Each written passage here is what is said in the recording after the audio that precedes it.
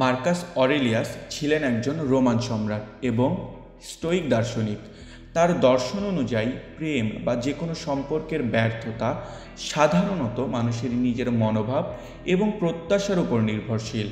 উনি বিশ্বাস করতেন যে সুখ বা দুঃখ মানুষের নিজের নিয়ন্ত্রণে থাকার বিষয়।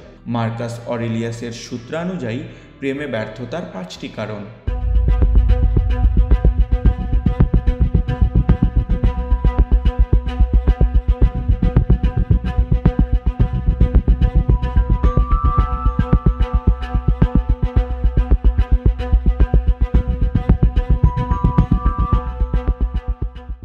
অতিরিক্ত আশা করা। আমরা প্রায়ই আমাদের পছন্দের মানুষের কাছ থেকে এমন কিছু আশা করি যা হয়তো তারা পূরণ করতে সক্ষম না।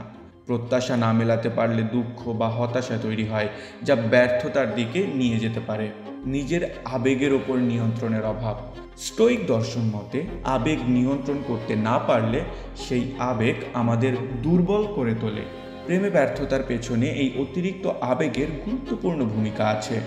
বাহ্যিক বা পার্থিব জিনিসের প্রতি অতিরিক্ত নির্ভরশীলতা।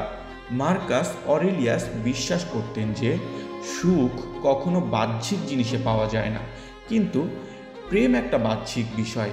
প্রেমে ব্যর্থতা আমাদের মনে তখনই আঘাত করে যখন আমরা এটার ওপর অতিরিক্ত নির্ভরশীল হয়ে যাই। পার্টনারের স্বাধীনতাকে সম্মান না করা। স্টোয়িকরা বিশ্বাস করতেন প্রত্যেকটা মানুষ স্বাধীন। পার্টনারকে সবসময় নিয়ন্ত্রণ করার চেষ্টা করা প্রেমে ব্যর্থতার একটি কারণ হতে পারে। পৃথিবীর সব কিছুই যে অস্থায়ী সেটা ভুলে যাওয়া।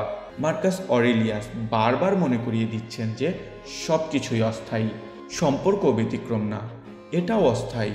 তাই সম্পর্ককে স্থায়ী মনে করা এবং বিচ্ছেদকে মেনে নিতে না পারা ব্যর্থতার কারণ হতে পারে। তাহলে এর সমাধান কি? দেখি মার্কাস অরেলিয়াসের মতানুসারে কি সমাধান আছে। মার্কাস অরেলিয়াস বলতেন, নিজের মনকে ট্রেনিং বা প্রশিক্ষণ দিয়ে পরিস্থিতি মেনে নেয়া এবং নিজের দায়িত্ববোধ তৈরি করাই হলো সুখের চাবিকাঠি। প্রেমে ব্যর্থতার পরে নিজের উন্নতি নিয়ে কাজ করা এবং অতীত অভিজ্ঞতা থেকে শিক্ষা নিয়ে নিজেকে এগিয়ে নিয়ে যাওয়া হবে সঠিক কাজ।